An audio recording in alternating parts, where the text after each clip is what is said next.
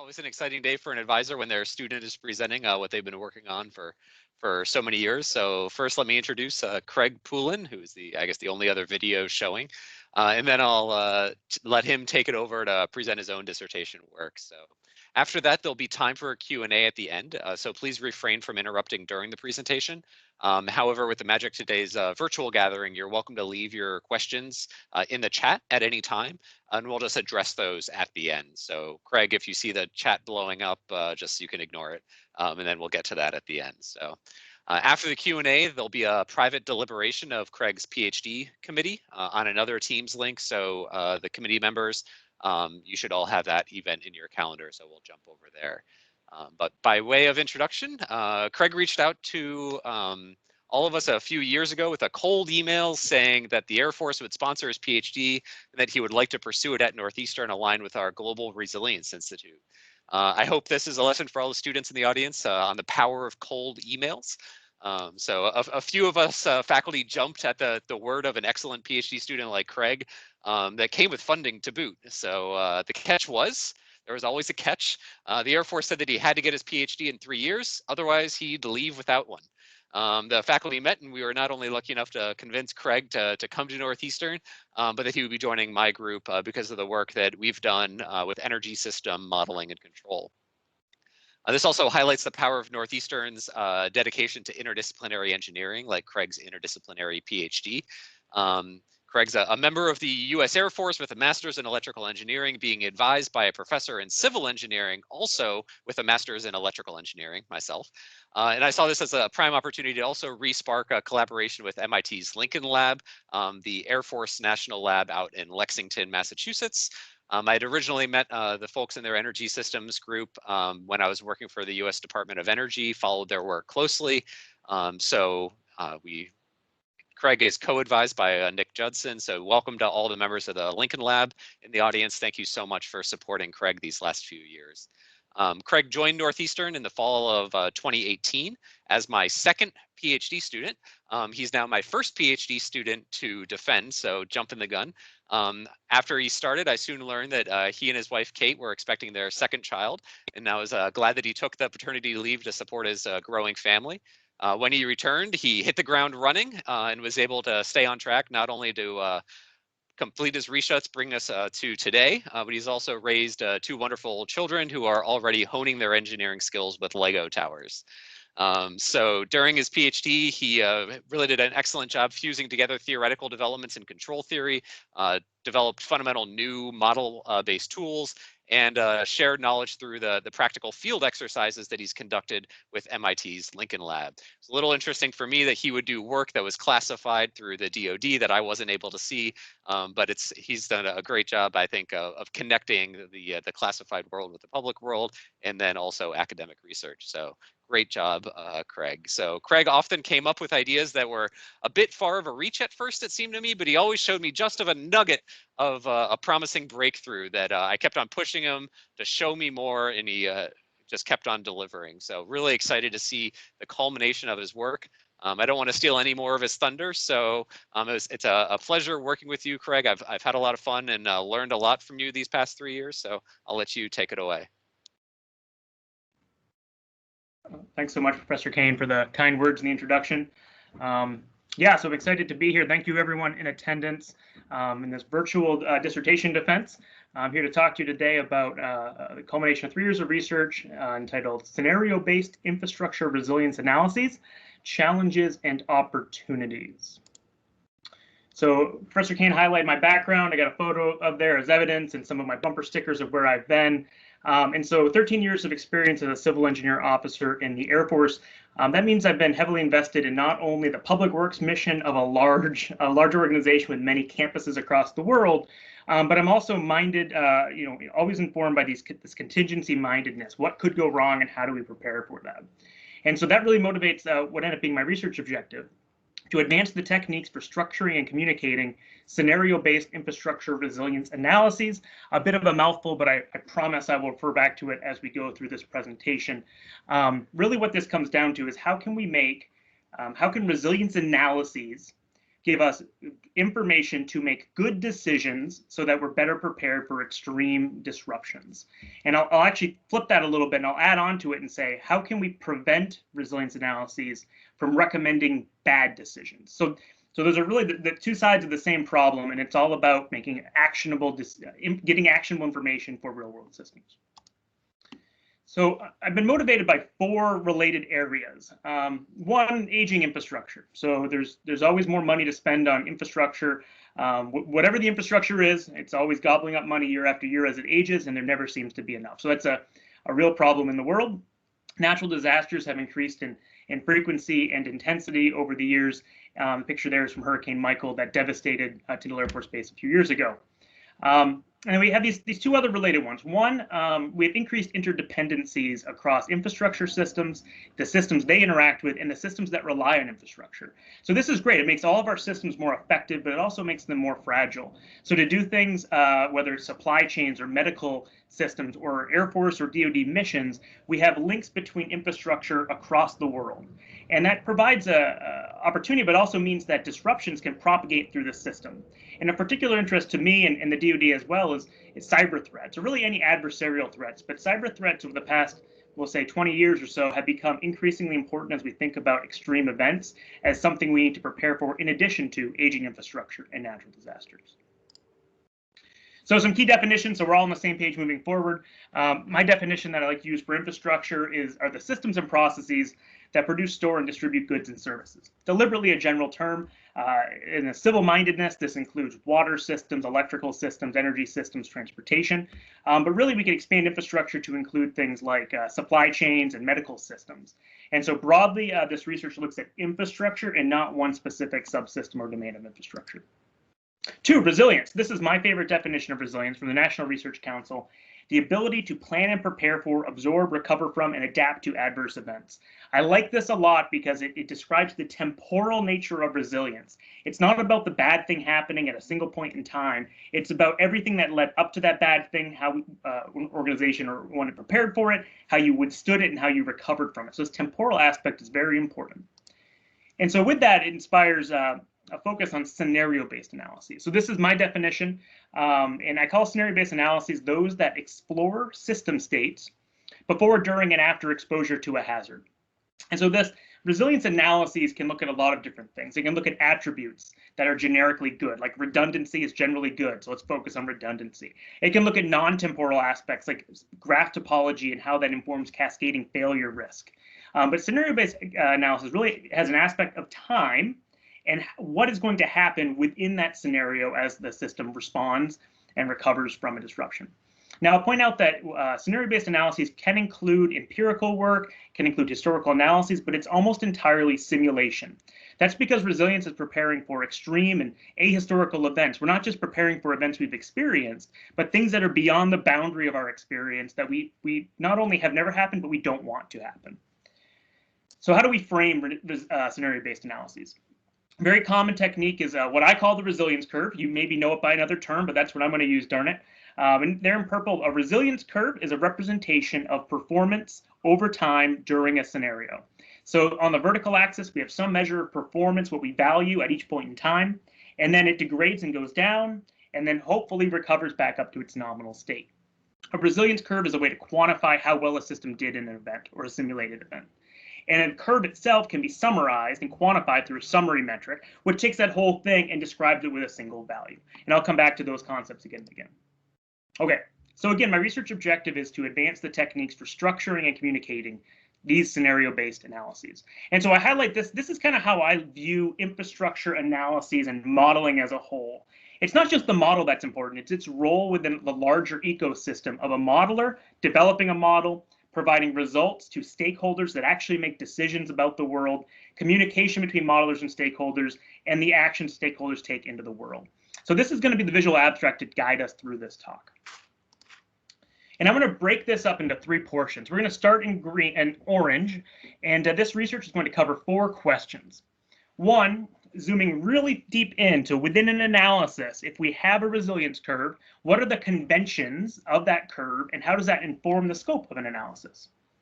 Two, we're going to zoom back a little bit and say, okay, the curve is one consideration within analysis. What about how stakeholders change how much they value performance over time? So let's complicate a little bit, and we'll zoom out and think about that, again, within the larger scheme of a modeling and analysis effort. And then three, in purple, we're going to zoom all the way out and think about the overall structure of what is the role of modeling within infrastructure analyses, and ask, can scenario-based modeling explore possibilities for insights and recommendations? And that's the key word there. What is something that looks at possibilities? So let's get into number one. Okay. So I said we're going to zoom in on this resilience curve as a technique within an analysis. And let's first, I want to highlight what analysis goals might be. A simulation to look at infrastructure resilience generally is going to try to support some decision. And those decisions might be selecting between various improvements. Should we bury the overhead lines underground? Should we buy more generators? Should we invest in something? It could be recovery sequencing. So how should we restore our system? What is the most impact in the order that we should? What method should we select? Or preparation decisions. Where should we pre-locate stockpiles so they're most useful in a scenario? So ultimately, we want to think about the resilience curve as an expression of value over time. And so we can think about this in terms of an input to the curve. What defines the vertical axis? How do we describe system behavior? And two, how can we compare multiple curves? And again, so focus on the resilience curve because it's integral in so many simulation-based resilience analyses that we want this to be effective so that the recommendations from the analysis are also effective and aren't misleading. Okay, so how did I approach this? I said I thought two years ago, talking to Professor Kane, I want to focus on the resilience curve. And everything I read, everyone refers to this resilience curve or some other term for it, but no one really has kind of described what is this thing and what are the conventions around it. So I said, like many other colleagues and resilience practitioners, let's do a lit review. And there are a lot of resilience literature reviews out there. What makes this lit review that I accomplished unique is that it focuses on the resilience curve as an analytical tool. It's generally identified or acknowledged, but this is laser focused on that resilience curve. And in fact, the survey, the systematic search, so the deliberate search of literature, identified 273 publications with a curve. And then the review of this literature attempt to synthesize best practices. And honestly, going in, I wasn't sure exactly what I would discover in learning about the curve. I thought maybe I would stumble upon common terminology. And I'll tell you, if you want to read my dissertation, it lists paragraphs of the various terminology. Terminology varies. So I'm going to pick my terminology and we'll move forward from that. Okay. So the first thing that jumped out as as I did this lit review was looking, again, we're looking at the vertical axis performance measures and then the summary metrics and how we compare curves. So performance measures, the vertical axis vary. And in reviewing across literature, the ones that are used, 3 categories jumped out at me. And so each one of these categories is important and useful because it informs what the appropriate scope of an analysis is and who the stakeholders might be. So the first one, the most common type of performance measure is availability. So availability measures look at the capacity, the aggregate capacity or functionality of the system. And so if we're in the picture here, I have a bridge that's damaged. So an availability measure could be, for example, the number of functional bridges in the transportation network. And so these measures are generally the interest of the folks that care about the infrastructure. They're focused on the infrastructure's state and status over time. And so a modeling effort that uses availability measures, if that's appropriate for the stakeholders, can focus on the infrastructure system itself. For example, we could think about a hurricane coming through and damaging bridges. And if bridges are damaged, that's bad, performance goes down. As we repair bridges, performance goes up, that's good. But that's not the only way to think about performance in your system. The definition I adopted for infrastructure actually lends itself better to productivity in many cases. Productivity measures are a measure of quantity of service provided. There's a picture here of water. So the flow of water is a good, would be a performance measure. And in fact, the flow of energy, the flow of water, those are common productivity measures in the literature. Here, the stakeholders are perhaps those that are requesting that service, who are providing the service demand, who want the water.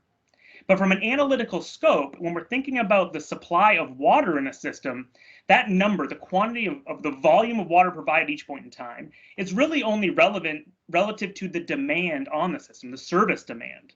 Water use is only valued in that people want to consume the water. And so the modeling and analysis scope that looks at a productivity measure based on the stakeholders who are involved in the analysis probably needs some representation of service demand as a factor within the analysis. The third category is kind of maybe a little bit even broader, and those are quality measures. Now, I'll point out that some resilience curves label the vertical axis quality, deliberately stayed away from that and called it performance to distinguish from this category. Quality measures focus on the character of service provided. So if one was modeling a transportation system, like the bridges in the first example, what a quality measure might be average travel time in the system. Quality measures are generally appropriate for stakeholders that are supported systems. So for example, if you're run a supply operation and you run a logistics organization, UPS or FedEx, you care about bridges, but really you care about bridges in so much as it affects the quality of the movement on the transportation system. Modeling these things increases the scope even more, and the infrastructure may actually provide a supporting role in the analysis. The best example from the literature is from hospitals. There's extensive literature that looks at how earthquakes damage hospitals, and a measure that is often used is the patient wait time in that hospital. Well, to model patient wait time, you need to have a model of the hospital, what's happening in the hospital. And so this expands that analysis even more so. So that relates to the purpose of these categories, is it helps focus based on the stakeholders who are interested in the analysis, the requisite scope of the analysis and simulation. Okay, so we've identified what performance measure, we've talked to our stakeholder, and they're interested in water flow. And we're going to simulate, and we're going to use a simulation to generate a performance measure that reflects water flow. Okay, is that the end of it? No, we probably want to normalize. This is very common to use normalized units for a resilience curve. Why? Because they can be, you can compare things easier, it's very useful.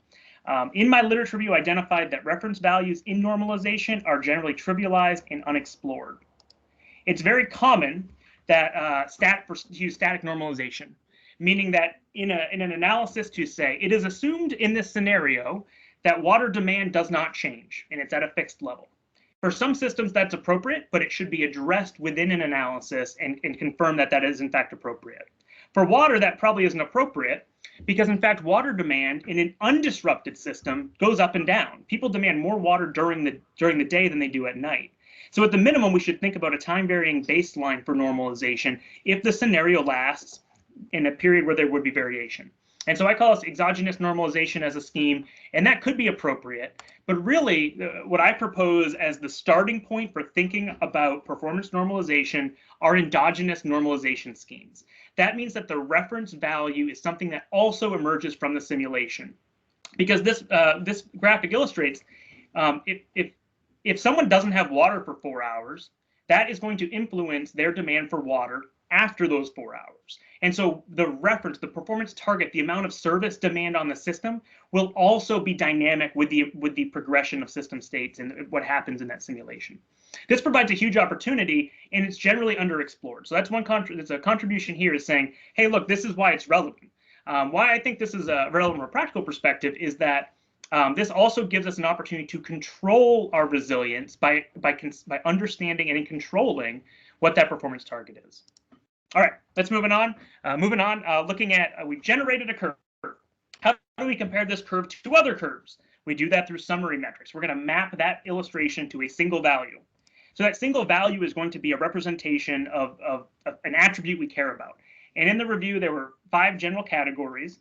I'm going to just click through these really quickly and then get to the so what here at the end. But categories could be about the magnitude, like the depth of impact. They could be about the duration of something, like the duration of the disruption. They could be the integral. So this is taking into account both performance and time. And this one right here, cumulative performance, is by far the most common resilience metric in the literature. And so it's often termed, in fact, just resilience or resilience metric. I avoid that term deliberately and call it cumulative performance, which is a bit of a mouthful, but that's the name I'm sticking with. Okay, some folks like to look at rate, like failure rate and recovery rate, as a representation of something like graceful failure or adaptability. And then finally, stakeholders might have thresholds, like minimum levels of performance, and a metric could be reflect that threshold. Okay, across these 5 categories, the goal is we take a curve and then we express how well a system did through that metric. But that's not the end of the story, because if we're modeling a system, there might be multiple things we care about. And so I'm going to talk about ensembles of measures and metrics. And so, for example, if we're looking at a transportation system, our stakeholders might be interested in both. Our stakeholders might be interested in both the traffic delay of the surface transport and the number of available routes in the subway system. And so if we take both of those, we could consolidate them together and create some sort of index. So alternatively, we could plot the performance. We could plot the performance of someone got a hot mic there. Stand by. All right, keep going. There we go. All right, got it. All right, so we got a subway system. We could plot the performance of available routes. So we're looking at one performance measure, and we could have 2 metrics we care about, and we could consolidate those metrics. So both these things are very common in the literature, to consolidate multiple measures or metrics. But generally, the schemes and weighting functions used to combine them are underexplored and unvalidated, where it's acknowledged that, hey, stakeholders care about these 3 things, weighting is assumed to be uniform. It's very common. It's not to criticize existing literature, but this provides an exciting opportunity, because those things might also be dynamic within a scenario. And ultimately, we are generating curves to summarize those curves and to make recommendations. So we want the inner workings of these curves to reflect what stakeholders actually care about. The final thing is thinking about ensembles of scenarios. We don't generally, in simulation, generate one trajectory of what could happen. We generate multiple trajectories, like runs of a Monte Carlo analysis. And so we could get one like that. We could get a whole bunch like that, and they could look like that. So that could be our family of curves that we generate through a Monte Carlo stochastic simulation. It is not uncommon in literature to then use that to generate a, quote, expected trajectory curve. And I identified the occurrences in which this occurred, and then also identified how, through the lens of summary metrics, it is extremely misleading. As you can illustrate in this, see in this simple illustration, that red curve is not representative of any of the constituent curves. And in fact, almost all the summary metrics derived from the red curve, the expected trajectory, would be incorrect, would be completely incorrect. And so for a contribution literature, identifying this as something that provides misleading summary statistics and is a poor representation of an ensemble of scenarios, that's a contribution. So what do you do instead? Instead, think about derived metrics from each curve, and then from that provide an output distribution and do descriptive statistics from that. This also occurs across the literature, but unfortunately that expected trajectory curve is not uncommon. Okay, so this was a deep dive looking at resilience curves. Why does it matter? Why am I telling you about it? Why am I proud of it? It was developing this taxonomy of performance measures, the consideration of performance targets, and the taxonomy of summary metrics in this discussion on ensembles.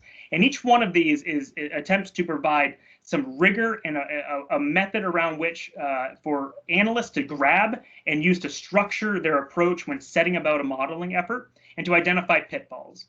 All of them, in a way, also say, hey, what about this? Hey, what about this? Hey, what about this? So maybe a checklist of things to acknowledge and in a set of assumptions or parameters, but it does, in fact, maybe get a little overwhelming, and we'll get to that in the third section. Okay, section 1 done. That means we're up on section 2. Section 2 asks, how do changes in stakeholders' value weighting impact scenario-based analyses? So let's say we generate a curve. We are looking at a traffic system, and we are measuring the traffic flow, how backed up traffic is on our system. That's our measure of performance. Normally, very commonly, we will take the integral of that curve and we'll use that to describe how well the system behaved. We use the cumulative performance metric. But what if there's an ambulance on the system? What if the ambulance has to be dispatched?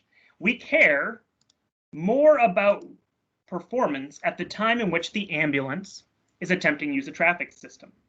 That is maybe key context in how we can evaluate our system performance.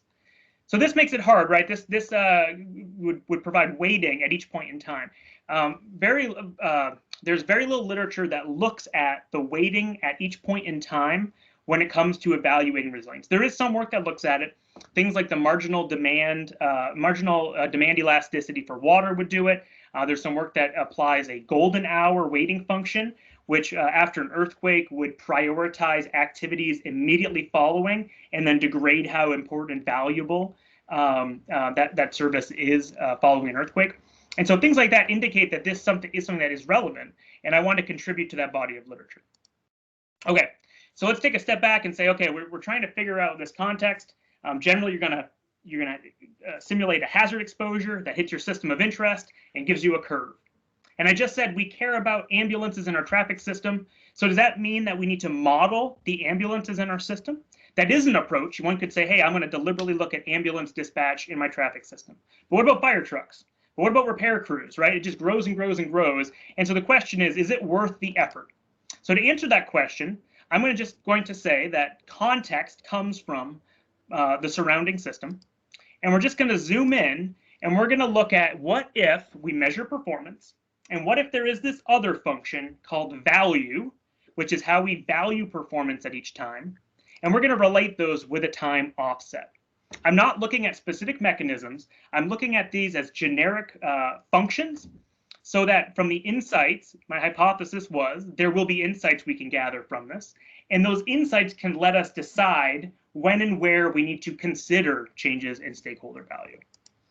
And to do that, I'm going to compare two things. I'm going to compare the naive resilience metric, J hat, which is derived entirely from the curve. And I'll compare that to a holistic resilience metric, just J, no hat over it, J of tau, which is the performance weighted over time. So let me explain these concepts a bit more. We have performance over time. That should look familiar at this point in the presentation. We take the area under the curve. In this example, it's 0.79. This is our naive metric. It's based entirely on performance. We then consider an ambulance. An example like this establishes value weighting. Value weighting is also a normalized function. And you can see here the purple is low, and then it goes up and goes low. And what that would represent is at that point in time where the purple line goes up is when we care extra about that performance measure. We care more about the traffic conditions when the ambulance needs to be dispatched. And to do that, we can do some math to it. We can create a value weighted impact, and that could give us the percent loss. But really what we're after is a holistic resilience metric, which in this case becomes 0.681.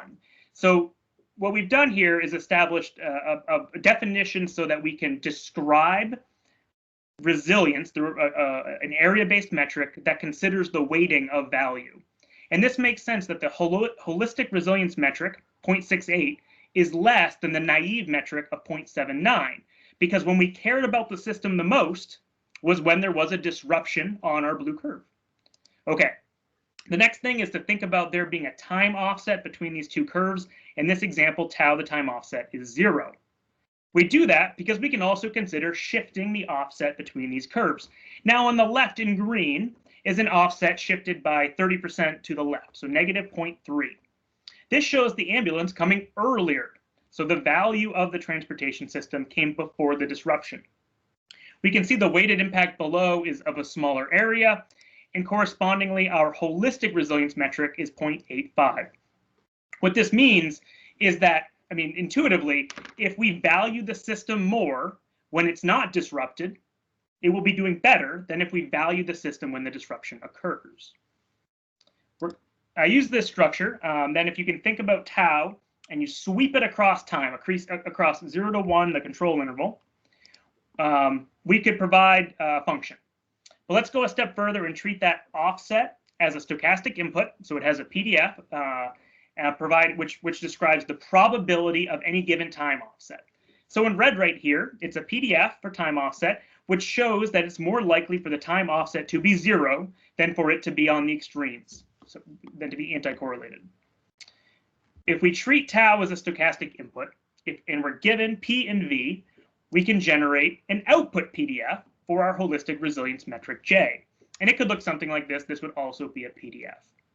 Okay, so there are these three concepts: performance, value, and the time correlation, which is a PDF of the time offset.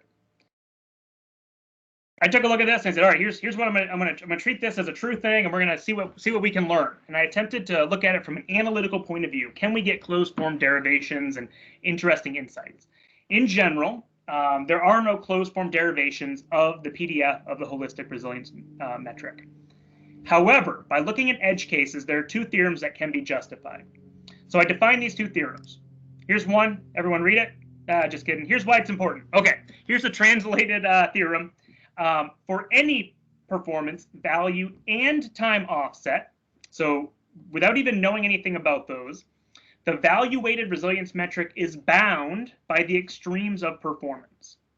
So this seems kind of like a small result, but it's actually very powerful. What this tells us is if we're analyzing the performance of an infrastructure system, and I don't know anything about how stakeholders value the system over time, and I don't know anything about the correlation in time between value and the disruption, but I care about value-weighted resilience. I know the boundaries. I know the extreme positive, the extreme high, and extreme low of what that weighted metric might be. So that's an interesting result. The other one, here it is in its full form, but I'm going to summarize that one as well, is that for any P, the expected value from the output PDF, the expected value of the holistic resilience metric, is the naive metric. Okay, so that's useful when either one of two cases. One, value is constant, so this is a trivial situation. If value doesn't change, that means stakeholders value performance equally at all times. That's kind of like the default assumption when we don't talk about value changes over time. So the expected value is the same. The other case is a bit more interesting. The expected value is the naive metric when the correlation between the two is uniformly random. So that's a powerful idea, and I'll illustrate that through a numerical example. So giving up on analytical results, not giving up, but I was able to derive some analytical relationships, but numerical results end up being a lot more illustrative. So I have an example here. Top left, performance goes down, goes back up. So that's, again, a representation of how well the traffic system is doing or how well the infrastructure is doing. We have a value that does change. It goes up and down. In fact, varies by a factor of about 3 from its lowest to its highest point. And in the bottom left is the PDF of tau. And here it's not a horizontal line. A horizontal line would be a uniform distribution. It's roughly a horizontal line, so it's relatively a uniform distribution, meaning that every possible offset between value and performance, the P and V that I've defined, every offset is about equally likely. So what does that do to the output PDF? It produces a distribution for the holistic value-weighted resilience metric that looks like this.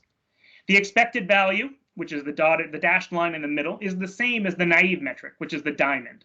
That is a powerful result because that means if I care about the expected value, explicitly, as an analyst, I can model simply the performance of my system and I can ignore changes in value over time. So the question is, are there real-world systems and hazards in which those assumptions exist? And I use this to establish 3 hazard categories. This is the first one. Hazard categories are useful to structure the scope of an analysis. If you want to cover down all these different possibilities, hitting all the hazard categories would be an effective way to do it. The hazard category this describes are, I call random. An example here would be aging infrastructure, because a life cycle component failure, not in all cases, but in some cases, will be uncorrelated to when that infrastructure system is most valued. Other examples of random hazards include squirrels, which are going to chew up your lines without knowing what the heck you're doing, or earthquakes, which happen on a completely different mechanism. And so in these cases, we could have a huge disruption in performance, and there could be a huge change in the value of how stakeholders value that performance. But the hazard and the disruption of the value don't necessarily have no specific correlation in time. And in this case, we can then say, if my stakeholders care about the expected value, I can focus strictly on performance. I will point out, before moving on though, look at the bounds of this distribution. I was surprised to find this. The modal values are the extremes. And that, I guess in reflection, that makes sense.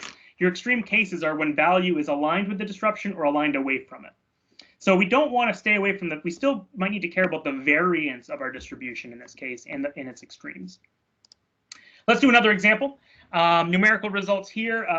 Again, performance goes down. Now the value in the middle on the left there shows that we have an increase in value, and that's aligned with the performance loss. And the PDF down on the bottom shows that alignment is more likely than not being aligned. So the disruption and value are generally correlated. What does that do to our output PDF? Well, in this case, our holistic resilience metrics distribution is shifted far left. It is skewed left. And that little lonely diamond there provides the naive performance-based metric, and the dashed line is the expected value. So what this tells us is that if value of our system and disruption on the system are highly correlated, that a performance-based assessment will overestimate resilience. It will overestimate not only the expected value, but the median value and the modal value and all that it can. So what class of hazards fit this description? I assert that this is adversarial hazards. So I define this category through this mechanism, thinking about hazards in which the disruption and value are aligned. I call it adversarial hazards because there are threats in which the disruption occurs because of the increase in value. Think about someone trying to disrupt a rocket launch. Well, if they have one shot at deploying a cyber bomb to blow up the computer system, cyber blow up the computer systems, when do they most want to do it? When that system was most important. And so here, the performance degradation is driven by when stakeholders care about the system. So what this means, and I think this is important from a DoD context, is that if we are talking about adversarial hazards, we cannot focus entirely on infrastructure performance. We must consider how value changes in time and the likely variation of that, or the correlation of that value relative to a disruption. Third category gives us hope. This category also has a correlation in the bottom left between the value and the disruption. But if you look at the middle plot, V of t is shifted to the right. And so value is defined as happening in its express state away from the disruption. What does that do? Well, this actually flips the previous one. So now our naive performance-based metric underestimates the value-weighted holistic assessment. This means that we actually do better than we anticipated.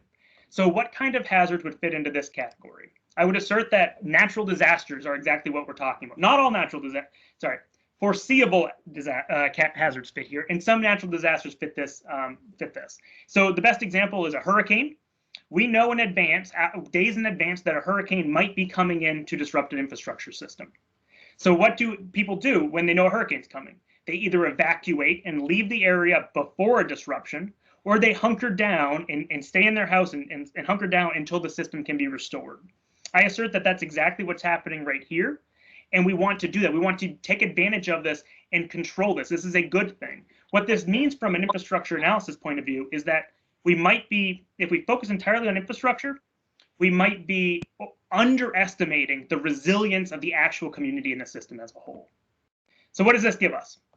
I tried to answer this question, and I'm excited by the results because this value weighting metric actually provided some more insights than I hypothesized.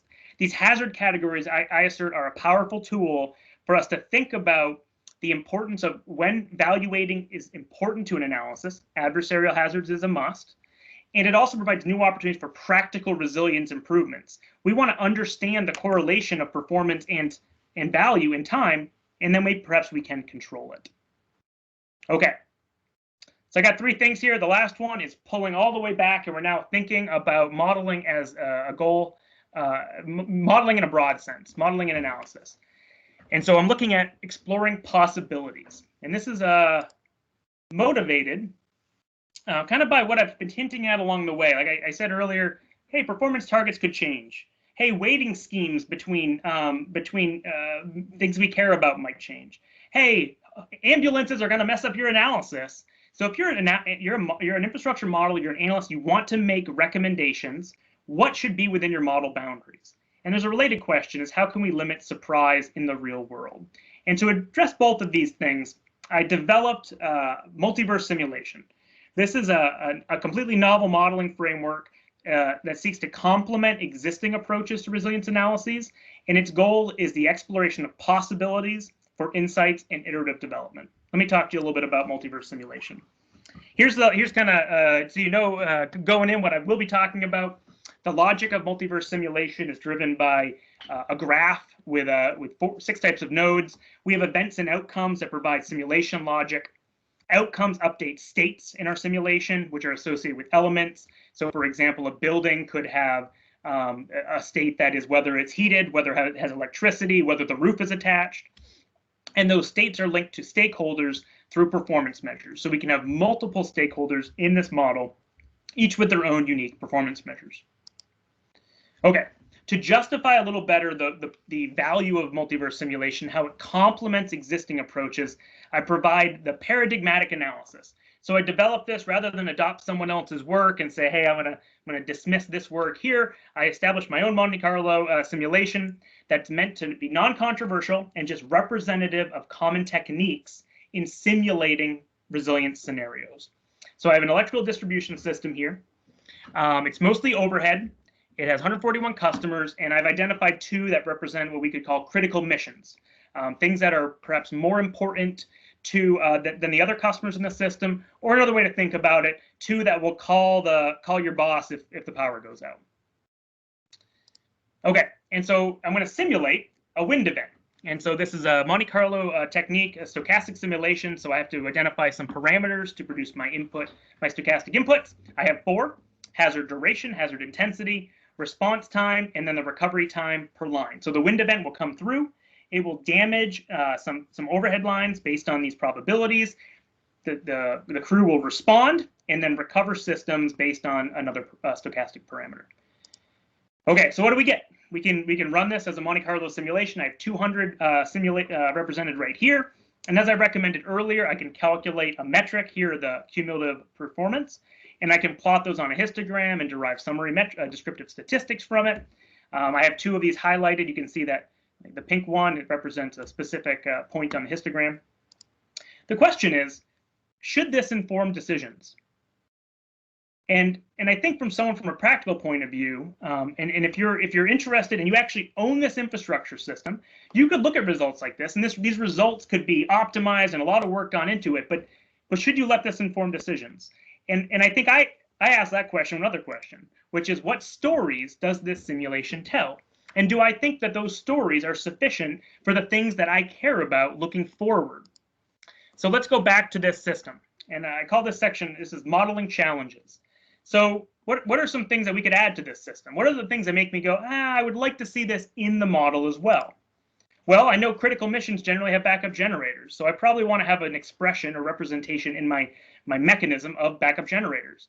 And I know that those generally have an uninterruptible power supply. And I also know from firsthand experience that those things can fail, so maybe we need a failure mechanism for those. Does it matter if it's night or day? Well, it does if we're talking about electrical demand, because I know demand goes down during the day.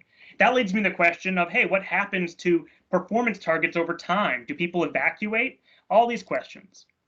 Does the system ever fail? The Monte Carlo simulation before always recovered within 72 hours. Is that reasonable? Well, in 200 runs, you're telling me that not one would have a catastrophic failure. There's lots of opportunities for mistakes. History has shown us that linemen, people doing work on the utility lines can make mistakes. People in the dispatch can make mistakes, and some of those make the system unrecoverable. Similarly, what about supply chain issues? Do we always have the parts we need? Will we have to wait on those? Is that something we need to worry about? What about other threats? Before I want to make decisions based on this analysis, I want to look beyond wind events. If I make a decision to bury overhead lines underground, does that put me at more risk from flooding? What about cyber attacks? A cyber boogeyman could get in there, so maybe I don't like microgrids. Does that mean that this Monte Carlo analysis must be paired with other Monte Carlo analysis before I'm confident in making another decision? Oh yeah, and then what if I mentioned evacuate? People just leave when the power goes out. Those critical missions might not be that critical if they just peace out and say we're out of here, which happens in the real world. Okay, so taken alone, all these things I list are not insurmountable, right? So you could piecemeal them. But taken together, it's kind of an overwhelming prospect. What next? And it's that vision that inspired multiverse simulation. There is one more inspiration. and that's possibilities and surprise.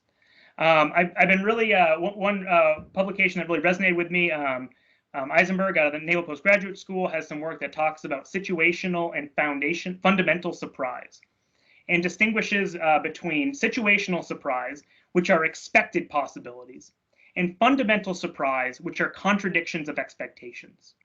And so as resilience analysts, we can't really do much about fundamental surprise. You could call those black swans. But at a minimum, we should be concerned with addressing all the situational surprise. And I just listed a bunch of examples of things that might be relevant. But there's a challenge. I put this picture back here for a reason. There's a knowledge gap between the modeler and stakeholders. The modeler might be a domain expert generically on power systems, but doesn't know a specific power system. The stakeholders do know their specific system. So the communication between those stakeholders and modelers is important. We don't want the knowledge gap between the two to encode assumptions that the modeler has about system behavior. In other words, we don't want the modeler's fundamental surprise to be encoded into the possibilities of an analysis, right? And so the other thing that this discussion of surprise leads us to is the idea of using an analysis as imagination stretch. And so there's work out there that talks about possibilistic exploration, tabletop discussions, and these sort of ideas as kind of a way to think about possibilities that you might be exposed to. Maybe a modeling activity can actually have that as a goal. Okay, so that is multiverse simulation. That's the motivation multiverse simulation, an exploration of possibilities. And I distinguish possibilities from probabilistic and predictive. Multiverse simulation does not attempt to be probabilistic or predictive. Multiverse Monte Carlo techniques can do that. This is something that attempts to be novel and complement probabilistic and predictive approaches. Okay, so really what multiverse simulation is discrete event simulation, and I adopt bits and pieces from all over the place. The dissertation goes into more detail. What is discrete event simulation? The big thing to know about discrete event simulation is events jump from one to another. So the only time that states update in your system is at an event, and an event can schedule future events. Generally, this is used for things like service queues, and where it's like, hey, a customer shows up, when does the next customer show up? But multiverse simulation is deterministic. So how do we introduce variety in multiverse simulation? That is through event counterfactuals. So in a novel extension of discrete event simulation, I've distinguished between events and their outcomes. Here I show a generator starting as an event. There are two possible outcomes that we've observed in the field. A generator might start or it might not. And we could get into more detail on the probabilities of success or failure, but let's not even worry about that. Let's focus on possibilities. We could start or it could fail. And these are all outcomes are categorical possibilities. What this does in the logic of multiverse simulation is when an event has more than one outcome, it splits the timeline, right? Splits the timeline into two possibilities. And one timeline will explore if the generator started. One will explore if it failed. And what that leads to are events such as calling public works and saying, hey, my generator's broken. Please send a crew out. The technicians being dispatched to fix the generator. Those are possibilities. Those are events that would only occur given the outcome generator failure. So this is from my review, there's no other work that looks at this. It's similar to things like event tree analysis and failure tree analysis, but it has the different goal of exploring these possibilities. Okay, and so what this does is these type of relationships feed into that top interaction layer of a multiverse simulation graph. Okay, so what happens when you run a simulation? We generate all these timelines. Each timeline is a progression of states. In some timelines, a generator fails, and some it doesn't, and the timelines branch. Each one. So one thing before I move on, I want to acknowledge that if you're hearing about branching timelines, branching and branching and branching, you may be thinking, what about dimensionality? How do you prevent your outputs from growing exponentially and you have 2 to the 10 or something crazy like that possibilities? And in my dissertation, I go into the technical feasibility and ways to control it. It really comes down to 3 things: understanding where dimensionality comes from, this timeline explosion comes from, calculating the upper bound, and then controlling it through some specific mechanisms. I'm going to highlight one of those mechanisms now because it's useful in another way. We can actually pare down a model. So I mentioned early on that we can represent multiple stakeholders within the same simulation logic. So for example, we have public works, we have mission owner A, and we have mission owner B. They all care about different things. And so we can take the full model and simulate it, or we can pare it down and use the topology to remove events and outcomes that aren't important. So if I'm running an analysis for public works, I can get rid of things that will never influence their performance measures. And I pare that down, and the results here demonstrate this does in fact work as a way to pare down the number of simulated timelines. This also focuses an analysis on what your stakeholders actually care about. So a timeline is a deliberately generated through data and logic timeline that's a story of events. So what do you do with this? I recommend treating this as a synthetic anecdote. That's a way to think about it. This is a lived experience that no one has lived through. But because the logic of the simulation was supported by stakeholders, it's always by definition plausible, because the logic that governed its plausibility was provided by the stakeholders. So the goal is to investigate from hundreds or thousands of timelines and focus stakeholders' attention on specifics. This can be done through analytical prompts. Here's an example of an actual objective function to shine the flashlight deliberately on something in the set of timelines. But I want to more talk in general what this looks like. So timeline 56, this is from my illustrative case study, provides a story. And a story is the sequence of events. And as we talk about that story and shine the flashlight of our investigation on a timeline, we can have three outputs as an analyst with stakeholders. We can refine the model, the multiverse model. The stakeholders can walk away with insights that they can apply that day to their system. Or we can then influence the scoping of related methods. And I'm going to highlight each one of these in this story. So in this timeline, it ends with the mission systems being quickly brought back to full capability when energy is restored. I know from firsthand experience that is not always the case. Sometimes systems cannot be restored even though power is available. So that could lead the stakeholders to say, wait a minute, that's not always the case. We need to add something else to our model to understand what affects the restoration of mission capability. 2, the stakeholder may read this line, that after 1 hour of battery power, mission systems are de-energized. And they could say, wait, I see how that's possible. I don't ever want to be surprised by that. Just from this, as a way to stretch my imagination, I want a status panel in my operations floor so I know if I'm bad on battery power. The third one is scoping related analyses. So in this example, we had generators fail to start, and it provides, it influences everything that happens after that. And that would inform our paradigmatic analysis and say, hey, let's put generators in this model. They seem pretty important. We've justified it through the multiverse simulation effort. So these are the 3 potential outcomes for multiverse simulation. And again, it's focused on this idea of resilience analyses, communicating to stakeholders, and then refining back so we're doing better deliberate modeling. And so this was the question. Can we explore possibilities? The answer is yes. And I established this by generating this novel framework, demonstrating its technical feasibility, and using it as just a unique way to approach resilience analyses. Hit 3 research questions. I want to leave with kind of one view here, and that's on the overall theme of challenges and opportunities. My goal coming in was to advance the techniques, again, so we can have better recommendations and we can avoid bad decisions. A lot of this research led me to kind of be discouraged. I'm challenged. There's a lot of things that matter, but it's also exciting. So to refer back to some concepts, we might have a performance target that changes in a scenario, but that's exciting because maybe we can control it. Maybe we can do demand response for resilience. Measures and metric consolidation, what we value within a scenario. Do I care about mission A or mission B? That might not be static. That makes my model hard. That's interesting. Maybe that provides something we can use. Value weighting can change. Let's control that too. And finally, we might be overwhelmed by probabilistic modeling. So let's explore it. So what I'll leave here is I got some slides on theory and practice. I will hit these in Q&A, but I only have 5 minutes left. And so I'll leave these up and open it up for any questions. Thank you. Thanks. Fantastic job, Craig.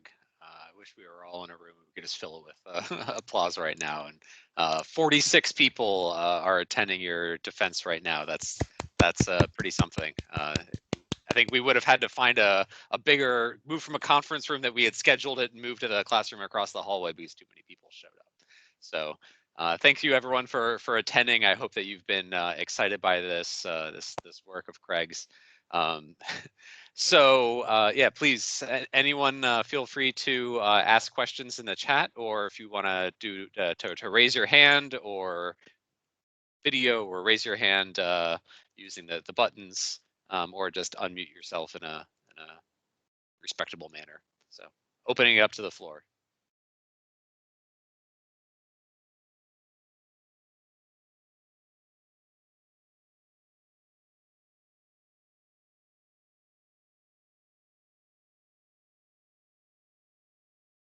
Anybody? Anyone from Lincoln Lab have any kind of questions about how, or like kind of insights on how this applies to some of the work that's going on outside of academia, that Craig might be able to tie it to? If not, I'll just ask the question directly. But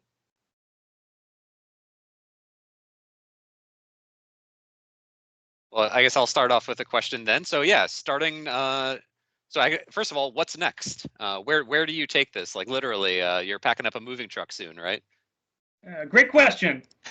It's almost like I anticipated that question. 1 week from tomorrow, I get in the truck with my cat and my bag of Air Force uniforms, head down to Tyndall Air Force Base, Florida, where I'll take over a training detachment down there, our Silver Flag site, Air Force Civil Engineers.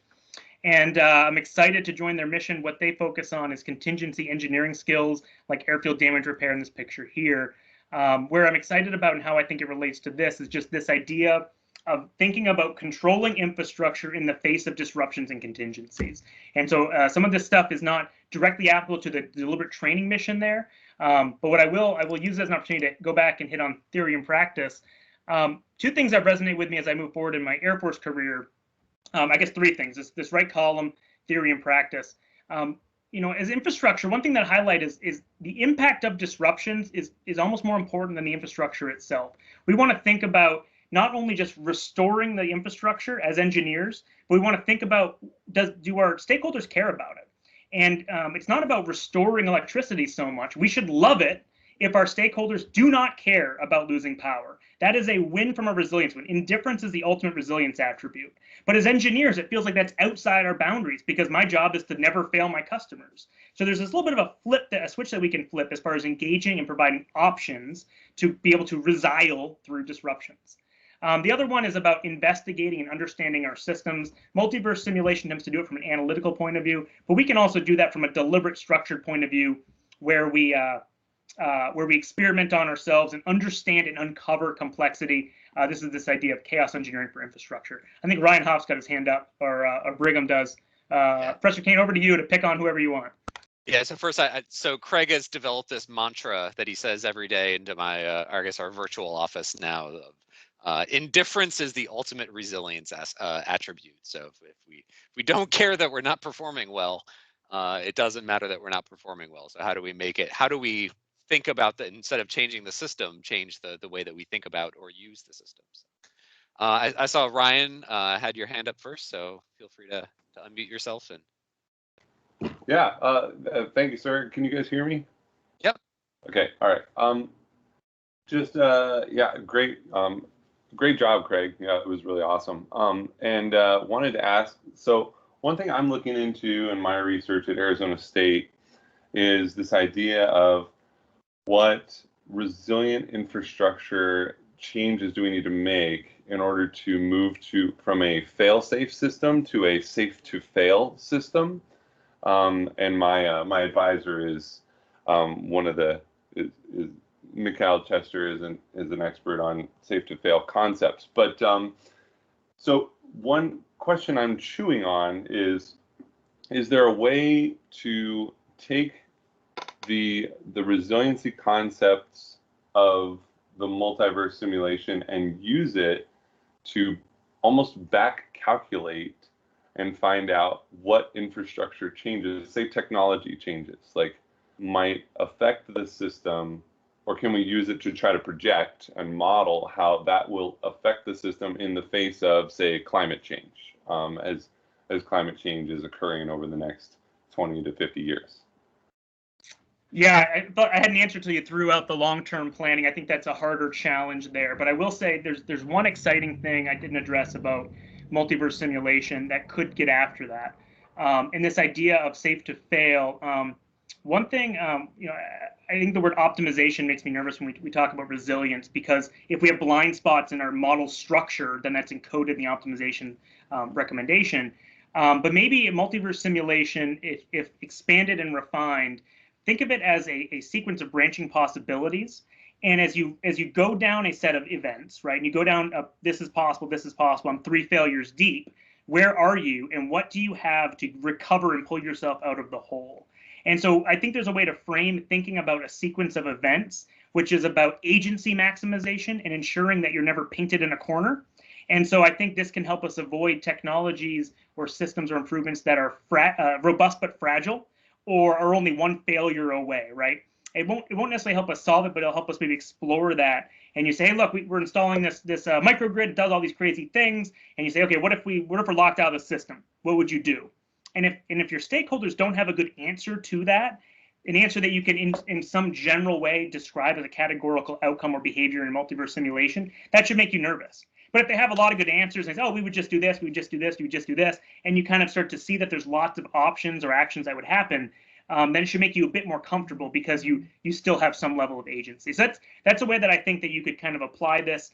It's a way to, in a deliberate way, be Chicken Little and say, what if, what if, what if, and not just let yourself be overwhelmed by the possibilities. Great question. Thanks. And good luck. Thanks, Ryan. Brigham has his hand up next. Awesome. Great job, Craig. I wanted to ask, when you're modeling, you've mentioned it a couple times, but as we're building these simulations, a lot of times simulations carry with it a bias. So how do you go about validation, or how do you foresee, and maybe this was in your feedback process that you showed, but how do you make sure you validate all of this multiverse simulation, all the what if possibilities, but then also just your expected outcomes when you were talking about your resilience curves and the metrics? How do you validate that? Yeah, great question. And I think that one of the reasons that I convinced myself something like multiverse simulation was appropriate is because it sidesteps some of that. It allows it, because it's exploring categorical possibilities, categorical outcomes, and how they influence one another. There's not an expectation to be specific in defining parameters. Multiverse simulation can give you the absurd. You could put in there a meteor strike. There's no reason you couldn't. You could also put in things that are very reasonable. Because it doesn't demand that something is of clear possibility or probability, you don't need PDFs for it. Like someone looking to build out multiverse simulation in a model doesn't need to then decide how likely is it for the generator to fail. What that allows us to do is the things that pop in our head, let's put it in there, right? The challenge with that, so it decreases the burden of building out your model. The downside of that is this timeline explosion. So there are, if you go too far and you have branching possibility, it can get out of control. And so as this is refined as a technique, there will be, like all modeling efforts, model framework specific techniques, ways to address that. And what this means is, what does it mean for someone to be a multiverse simulation practitioner? It means they're really good at figuring out what you want to simulate. I'll give you an example before moving on. Dispatch crew is on this slide, so I went to it. The crew could dispatch and they could get there in 5 minutes or 30 minutes or never arrive. How does one decide what those categorical possibilities are? So I would, because the more we put, the more we're at risk of timeline explosion, having way too many possibilities. So there's really a couple related ideas here. One, we should put in categorical possibilities if they influence the end result. And so I did not do this, it has not been demonstrated technically, but one can imagine that you could actually use the logic and then sweep forward and use it to back calculate what thresholds of categorical outcomes would have been relevant, right? And that could be interesting. It's a possibility. The other one is this should be informed by, like, what do people say in their gut, right? If you go to a senior electrician in a military installation, you say, hey, what's a good day? What's a normal day? What's a bad day? You should write those things down and throw them in there. And that's a really good starting point. So that's a long answer to a great question. Thanks, Graham. Awesome. Thanks, Craig. Yeah, I was really excited about when Craig showed me that like Monte Carlo simulation, when you add all these complexities, defining a PDF or just like necessarily assuming a uniform distribution or a Gaussian really adds, it's really hard to kind of figure out how to add that. And this, all you need to do is say yes or no in order to add complexity and exploration. So Steve, I see that you have your hand up, but Eric had a great question in the chat. Eric, do you want to say it, or should I just? Go for it.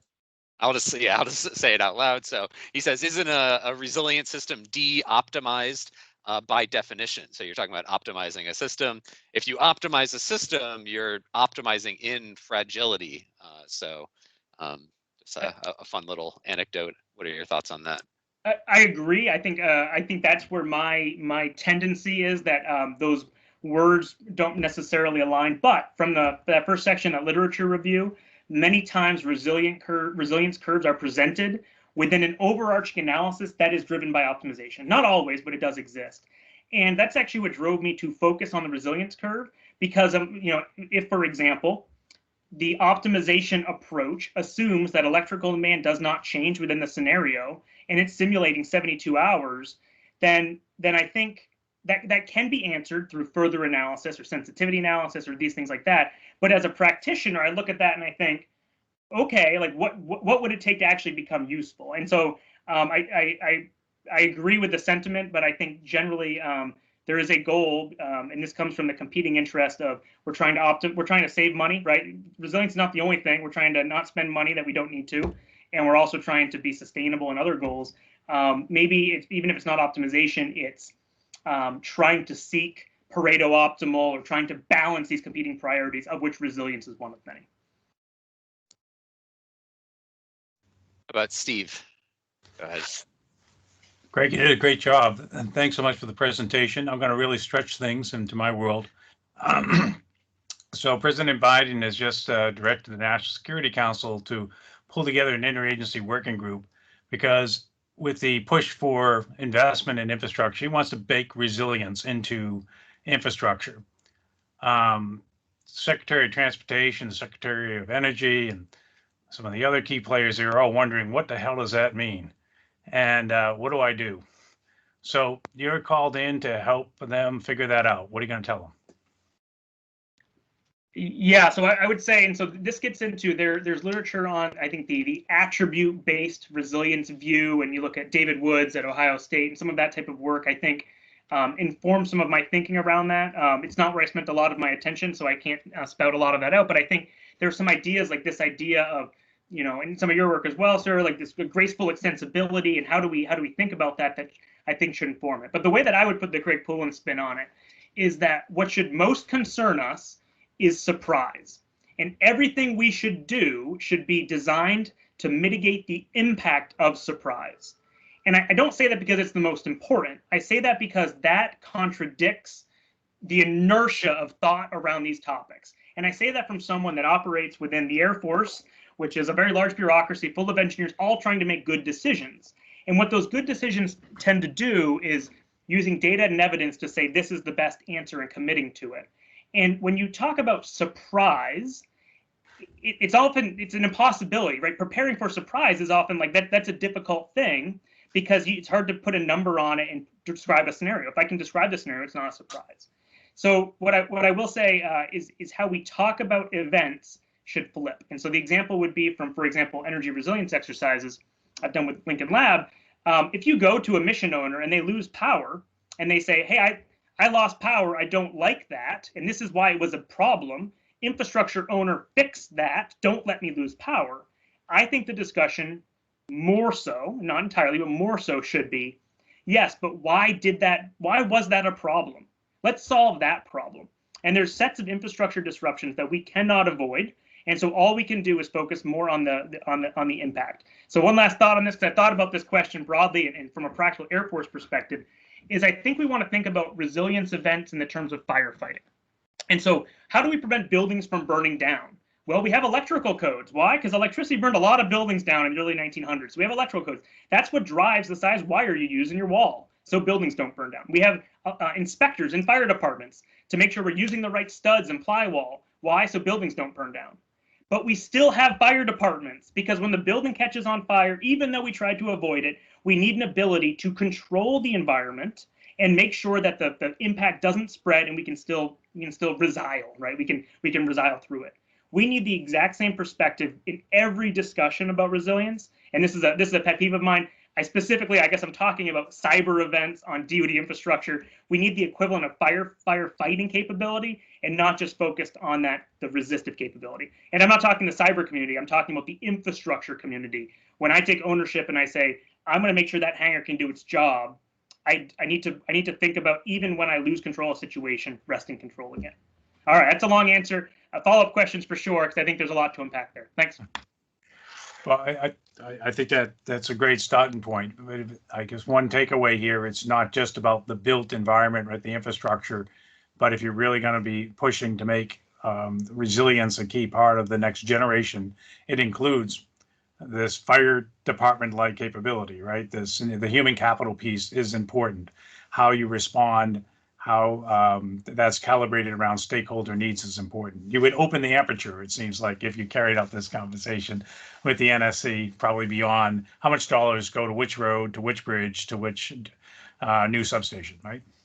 So I will throw, and I see Nick's got his hand up here, and I think I'll continue the discussion, but I will put out there, one of the challenges here is that if the focus is not only making the infrastructure better, but dealing with the consequences of disruptions better, engineers are at odds with that, and we are the victim of our own success. Power does not go out very often in the United States. What that means is there are people that are in a lot of trouble the moment power goes out. And that's not a bad thing. That is an efficient thing, and it's a good thing. The question is, how do you encode the capability from a deliberate process? Do we need to have, what is the equivalent of a fire drill, again with the fire analogy, a fire drill when it comes to power outages, to all these other threats? And how do we exercise not only the emergency responder perspective, like the folks that repair the bridges, but how do we practice the community response around them in a way that doesn't waste everyone's time and doesn't waste money? But I think that's the vision. We want to just encode good habits and practice within that. And I'll pause there. Great, thanks so much. All right, so go ahead. Before you go, Nick, I just want to make one little. So the committee will have a whole extra hour to tear Craig apart in private. But Nick, we can of course make time for your question now. So. Sure, it's just a follow up to Steve's, and I was going to ask it during the committee meeting, but I think it's relatively interesting to the audience too. So, following up from what Steve said, what if you have someone in government, say an OSD, that wants to be able to compare two different projects, and they want to do the project that is more resilient, and they're asking you, they haven't done this literature review of 273 articles and found that there are challenges with resilience metrics. What do you do? What do you say to them when they say, I want a resilience metric? I want something like the SAIDI and SAIFI reliability metrics that the electricity industry uses and is required to report on. I want a number that tells me how resilient something is. What do you say to them? So that's a great question, and that's a very real challenge. First thing I would say is a calibration is, if anyone tells you this is the number, you should not trust them, because they are selling you something, and their interests are not aligned with your overarching interest, which is an actual infrastructure resilience system. Because I think the desire to push the ability to model these things can sometimes outpace the actual predictive capability of this. And that's not that's progress, but that's something that happens. So I think there's an element of, hey, let's be suspicious of a single number. That said, we want a single number and make good decisions. And I think a way to get after that is equivalent to something like ensemble modeling, not the way I used ensemble, but I guess ensemble modeling like hurricanes. And we think of, there is not one model, but what you do is you have a lot of different ways to model something that is hard to model. And then you take all of those as input, and you kind of use that to provide your cone of uncertainty. And I don't know a lot about hurricane modeling. If I'm wrong on the specifics, I'm right on the spirit, I hope. But this idea of you're going to look at multiple ways to analyze a system and let that inform your decision-making process. I think the same thing should happen in an analysis like this. So I don't know if it's a summary metric, an index for multiple approaches, but to avoid the encoded bias in an optimization approach, at the very least, try to optimize in a different direction. And I would say if you're not getting contradictory results, then you're probably encoding the same biases across. And I think the harder part is, within that discussion, talk to stakeholders with lived experience that have wisdom, and somehow find a way to translate their responses into numbers. Everyone wants numbers, and we let the numbers dissuade us from things that are obviously true. And if I ever hear anyone talk about divesting mobile generators on a military installation, it's a great example of that. Saying, hey, we have a bunch of solar panels that are all interconnected. We no longer need this diesel generator on a cart because we have this PV system. To me, that's plainly, obviously, danger is fragile. You're fragile in that situation. And maybe that makes sense from a cost point of view, but that should be looked as a downside and not a plainly, obviously valuable trade-off. So I think that's part of it, is that you want to look at a lot of different perspectives and be sensitive and look for ways they contradict. So I guess the last thing is look for ways that contradict your hypothesis. I forget the term here. Look, have that devil's advocate or whatever that position might be. Tell someone, poke a hole in this and find a way to support that and avoid the groupthink around one good model, which is going to be hard if you commission a study out of a firm or a lab or something like that, because they're all going to be on the same page supporting that one approach, potentially, unless it's deliberate. So long answer to, again, a good question. Thanks. Thanks. Any other questions from the audience? Still got plenty of folks. This is Professor Wang. Oh, go ahead, Ming. Yeah. You have reviewed so much paper. One thing about resilience, as you already say, it's hard to really predict using a few numbers. What kind of data do you think we are still lacking in hand that will enhance our predictability or controllability? Do you already, from the literature review or by yourself, you already search enough data that enough to support what the mechanism and all the curve you are describing there? Because I did not see some of your true life example. Great question. I'm going to put this as this next step theory in practice. What I would love for someone to invent is an electrical meter that records what people want to consume for electricity, not what they are consuming. So I don't think it's possible, but here's the challenge, right? So we have electrical meters that can give us high fidelity data of how much electricity is flowing through the wires. But if we disconnect someone from the system, we don't know what they wanted to have consumed at that point in time. And I would assert that is important when we think about how well the system's actually performing. And this is this idea of the dynamics of unmet service demand. And so what is a way to represent what that is? How do we think about if someone doesn't have electricity for 4 hours, what is their need or their sentiment that drives what they would if that turned on in that moment? And so a way to then, so maybe the way to do this from a sensor point of view is we need to think about things like, at what point does this type of building get evacuated because it has no power? At what point do they say, hey, guess what? Denny's is closed and we're no longer open because it's been 8 hours without water.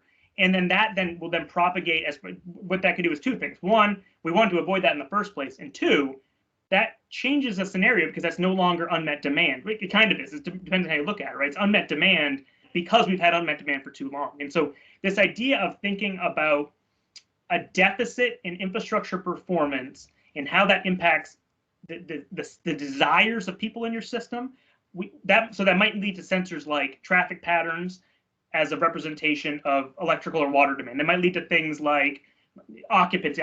I don't know. I think that's exciting in an interesting way, but it's seeking to describe a much larger slice of the world than simply the electrical system. Okay. Makes me think of Ryan Wong's work. I don't see him on the line, but using mobility data and to think about how we can use that to learn from extreme events. Just really, use whatever data we can and start collecting more data during extreme events. Interesting. Right. What I will say though, I think this work, what it does support, because I didn't collect data on systems and I'm not plotting things, I'm contributing to the theory and structure about these, is when is it appropriate to use existing data? And so I use the electrical load as an example where, hey, without some model of what electrical demand notionally is, we have a tough time using supplied electricity to describe our system. What we can use, what we have appropriate data for are availability measures. How many customers with power? I know that number, right? How many bridges are functional? I know that number. How many, and I know what the nominal value is. The number of functional bridges is relative to the number of bridges that exist. And so in those availability type measures, we can proceed with the data we have. What I think this work cautions against is extending those practices to measures that are not availability, that are productivity or quality, without collecting a different set of data. So, Mike, if I may just slightly interject here, I think the problem you're dealing with, Craig, is just exceptional, and there are a lot of challenges you're talking about. Of course, surprising, which almost automatically means to some extent that there will however you think of validation, if you will, and spurious discoveries will always be an issue. And you're talking about those kind of things in a non-stationary world, and you're talking about data gathering in that world. So all of these are complex, issues, which not just resilience, but many other fields have been struggling with. But instead of asking all those questions, I would suggest, Mike, that we move on, if it's okay with you. Yep. Because many of us have to, after that hour, we have to move along. So I think it's best to. This was wonderful, Craig. Just wanted to comment you on that wonderful work and wonderful presentation. Thanks for your question, Ming, too. Any other short questions? Any students out there have any questions? How about what's one word of wisdom, Craig, that you've learned during your PhD that you'd like to pass on to your fellow students? You haven't spent the last year in the office with many of them, unfortunately, but what have you learned in this experience? Yeah, for me, I think it was seeking folks that just talking about the ideas. I think this last year has really drawn them to light. I think everyone's a little bit different, but the ideas that I came up with are not things that I knew I was coming in from the beginning. And so giving the look for opportunities to be like, oh, that's interesting, and pull in all these different perspectives, I think has empowered kind of the view I ended up arriving on at the end, and the research I arrived with was driven by a lot of interesting conversations, interesting people that cared about these things that weren't necessarily related to exactly these questions, and that's been helpful. So seek all those opportunities and avoid pandemics. I guess that would be the other one. Yeah, and thanks to all of the lab members and everyone that shared an office with Craig for listening to his ideas as they development. Yeah, so talking to your peers and just really kind of brainstorming ideas constantly, I think it's a powerful tool. So thank you everyone who joined today. It's been a great presentation and great opportunity to have everyone here. I hope you all enjoyed it. And then also thank you to Arup, Steve, and Nick, or Professor Ganguly, Professor Flynn, and I guess Dr. Judson at Lincoln Lab. So we'll see all of you in the committee meeting after this. So everyone else, thanks so much for joining. Bye-bye. Have a great summer. Thanks, everybody.